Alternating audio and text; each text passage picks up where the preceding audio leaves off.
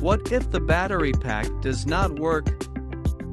It has 80% chances that BMS has shut it off for protection, and you could try one of below ways to activate the battery. Check 1. Disconnect the power. Stand for 10 minutes. Check whether the battery string works properly. Check 2.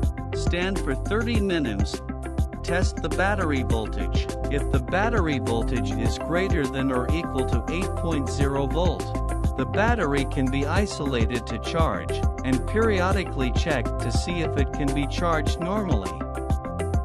Check 3. Stand for 30 minutes. Test the battery voltage.